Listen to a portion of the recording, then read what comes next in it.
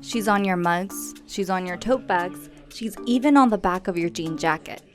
Frida Kahlo went from being a radical self-portrait artist to a product sold and consumed all over the world. This tells us a lot about the consumerization of feminism. Kahlo was a Mexican artist known around the globe for her provocative self-portraits. She was disabled by polio at the age of 2, then at 18 suffered serious injuries as a result of a bus crash that almost killed her. Through paintings of her face, body, and posture, she depicted her struggles with disability and her fallout from longtime lover Diego Rivera. Her work also gave insight into her family life and how she perceived herself. Politically, Kahlo was outspoken against the capitalist world order.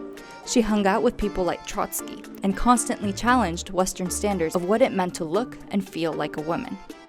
That's why today she's seen as an important symbol of feminism.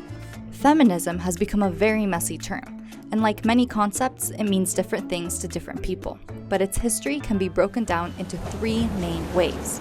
The first and second waves of feminism happened from the 19th to the 20th century, and mostly affected Europe and the United States. These women fought for the right to vote, better working conditions, and reforming marriage laws and sexual rights. They were fighting sexism and patriarchy at home and in the workplace, focusing on both political and social rights.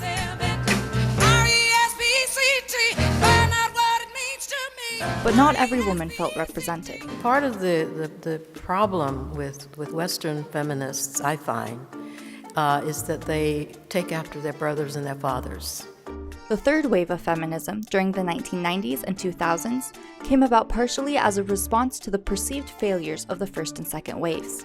With many of the voices emerging from the global south, third wave feminism called out white feminists for enforcing their version of what liberation and equality ought to look like. Third wave feminists believed in the diversity of experiences and felt their stories were being hijacked by white feminists. Their main concern was intersectionality, which meant that the diversity of women is recognized with an emphasis placed on identity, gender, race, nation, social order, and sexual preferences.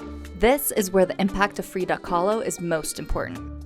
At a time when being feminine was the norm for women, she was not ashamed of her facial hair and even depicted it in her paintings. She also showed a lot of gender fluidity and put her disability front and center in her work.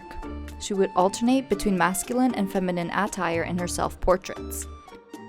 Modern depictions of Frida have been hijacked. The Frida Barbie doll was missing the artist's signature unibrow, while other depictions of her have been beautified by making her skin color lighter and removing her facial hair. Needless to say, these makeovers have not been well received. Frida is a prime example of how artists, writers, and revolutionaries with radical politics are folded into pop culture and resold for popular consumption, oftentimes completely in opposition to what they stood for, or at least more in line with the mainstream.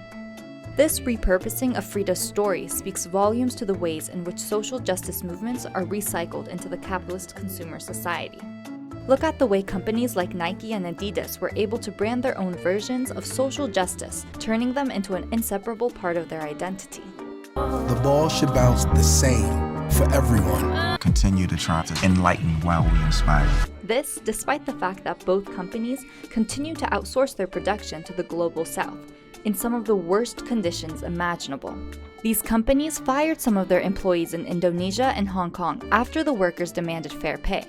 The commercialization of Frida Kahlo uses exactly the same logic. The artist is consumed, but there's no serious engagement with her radical politics. Are we not diluting her in order to make her more palpable and less confrontational to the consumerist capitalist society?